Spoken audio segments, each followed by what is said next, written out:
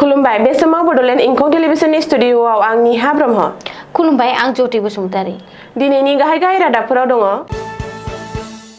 5 बोसोर साख्रि मावबाय थानाय फोरोंगिरिखौ गावनि जिल्लायाव दैथायहरनो थांखि लादों। सोनाब कार्बि आंलंआव गिख्रंथाव लामा जाब्रबथायाव 3 सुबुंनि जिउ खहा। रावबो दखल खालामग्राया धोरोमनि मुङाव रैखाथि मोननाय नङा बुंदों गुवाहाटी गोजौ बिजिरसालि। डक्टर हिमन्त बिश्व शर्माया अरुणोदय 3.0 बिथांखिखौ बेखेवबाय। 9 अक्ट'बर खालि बिटिसिनि बिधान सभानि जथुमा। दानिया फैदो आबुं रादाबाव।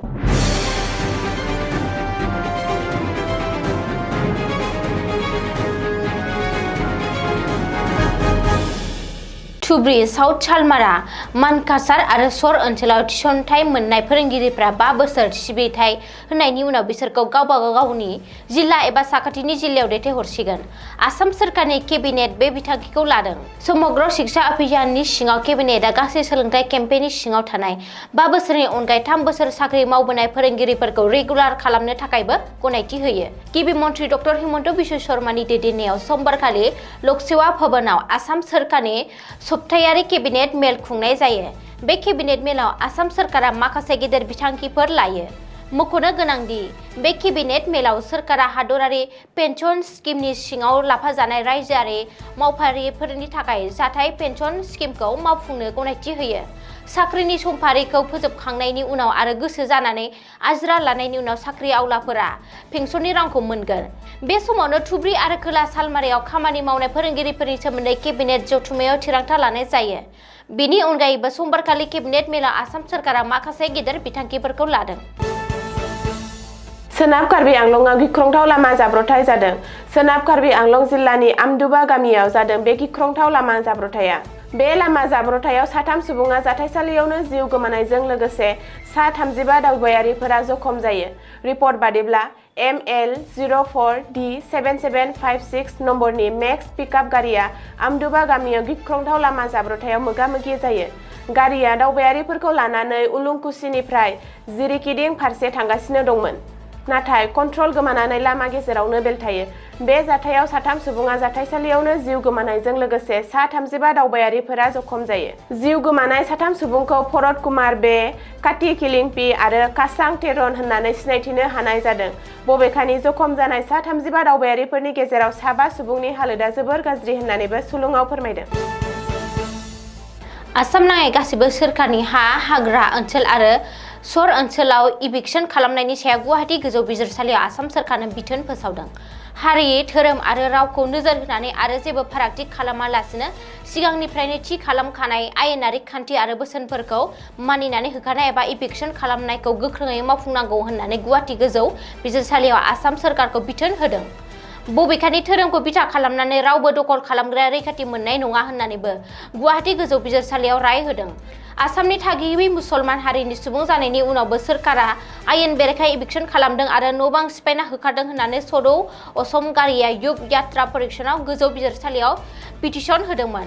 नाथाय बे पिटिसननि सायाव बिजिरसालियाव हियारिं होनानै धोरोमखौ बिथा खालामनानै रावबो दखल खालामग्राया रैखाथि मोननाय नङा होनना राय होयो।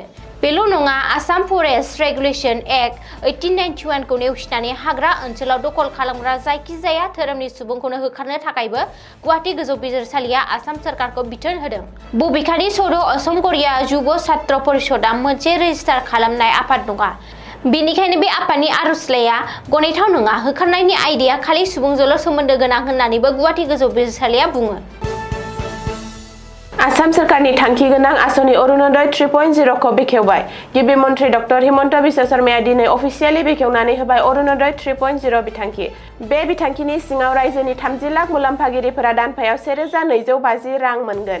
बिटिआर ओनसोलखौ नागारनानै दिनै रायजोनि गुबुन गुबुन ओनसोलाव अरुणोदय 3.0 बिथांखिखौ बेखेवनाय जायो। मख'नो गोनांदि आसाम सरकारा अरुणोदय बिथांखिखौ खमैबो 38 लाख नखरफोरखौ सरजाबनो थांखि लादों। बे बिथांखिनि थाखाय सरकारा 410 कौटि रां रां फोसावदों।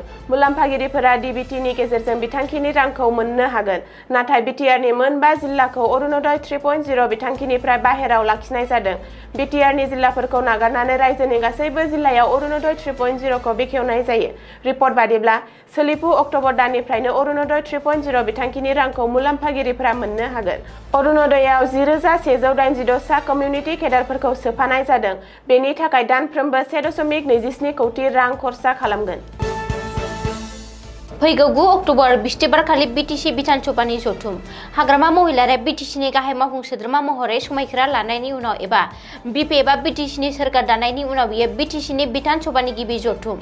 मिथिनो हानाय बायदिब्ला क'क्राझारनि बर'फा नोगोराव थानाय BTC सेक्रेटारियेट मावख'आव फैगौ 9 अक्ट'बर खालि फुंनि 10 रिंगायाव BTC बिधानसभानि जथुम खुंनो रायजो बेंगिरि लक्ष्मण प्रसाद आचार्यआ बिथोन हरदों।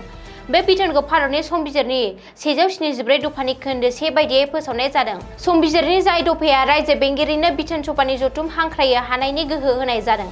बेखौबो मख'नो गोनांदि बावैसो बारग'लांनाय BTC बिसायख'थियाव हाग्रामा महिलारि दैदेननाय BPF दोलोआ हारसिङैनो सोरखार दानो हानाय गोहो लानानै देरहानो हादों।